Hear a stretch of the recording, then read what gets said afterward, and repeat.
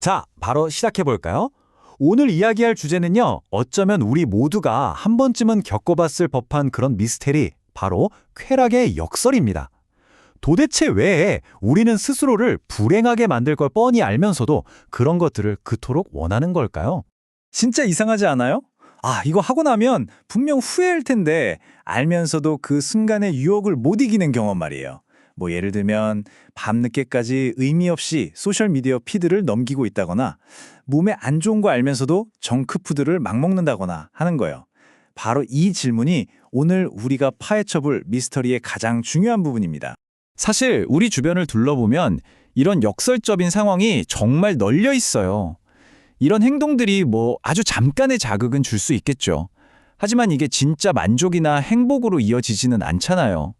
오히려 뭔가 텅 빈 느낌이나 후회만 남길 때가 훨씬 많죠.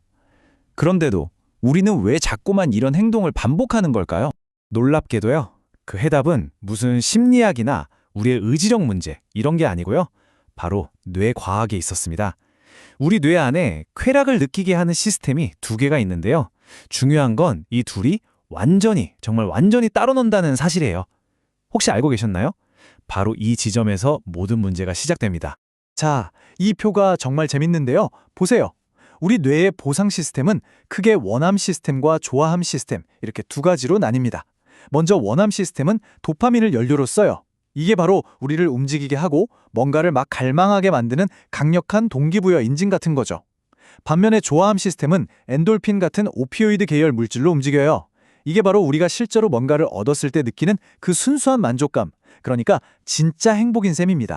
와, 그리고 이 비유가 정말 기가 막힙니다. 원함 시스템, 즉 도파민은요, 우리를 목표를 향해 막 달려가게 만드는 자동차의 엑셀 페달 같은 거예요. 밟아! 더 밟아! 하는 거죠. 반면에 좋아함 시스템, 즉 오피오이드는 목적지에 딱 도착해서야 비로소 좋다 하면서 창밖의 멋진 풍경을 감상하는 것과 같아요. 근데 문제는 뭐냐? 이 엑셀 페달이 고장날 수 있다는 겁니다. 바로 여기서 결정적인 포인트가 나옵니다. 중독이라는 건요, 원함 시스템, 그러니까 도파민 회로가 완전히 고장나서 폭주하는 상태를 말해요. 뭔가를 원하는 마음은 미친 듯이 커지는데 정작 그걸 손에 넣었을 때 좋아함 시스템이 주는 진짜 즐거움은 점점 줄어드는 거죠. 담배를 피워도 예전 그 맛이 안 나고 소셜미디어를 아무리 들여다봐도 채워지지가 않는 이유가 바로 이거예요. 그야말로 만족 없는 갈망만 남는 비극적인 상태에 빠지는 겁니다. 그런데 말이죠. 뇌에 대한 이 놀라운 사실이 어느 날 갑자기 짠! 하고 나타난 건 아니에요. 사실 이건 인류가 무려 수천 년 동안이나 고민해온 아주 오래된 질문에 대한 답이기도 하거든요. 바로 이성과 감정 사이에서 벌어지는 그 이상한 줄다리기에 대한 이야기죠. 자, 그 길고 긴 지적 탐험의 역사를 저와 함께 한번 따라가 보실까요? 시작은 고대 그리스의 플라톤이었어요. 이성과 감정을 서로 싸우는 존재로 봤죠. 시간이 흘러서 1600년대에는 데카르트가 정신과 육체가 만나는 지점을 뇌 속에서 찾으려고 했고요. 또 1800년대에 다윈은 감정이란 게 생존을 위한 도구라고 완전히 새로운 시각을 제시했습니다.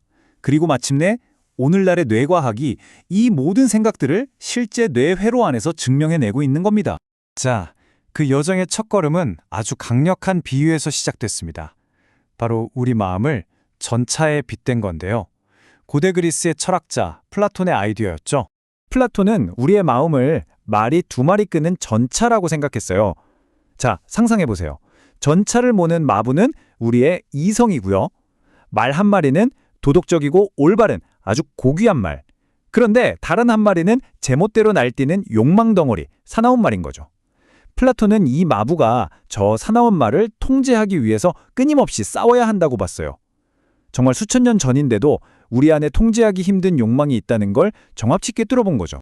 그렇게 수많은 세기가 흐르고 이제 탐구의 무대가 추상적인 영혼의 세계에서 우리 머릿속에 있는 실제 기관, 바로 뇌의 자체로 옮겨오게 됩니다.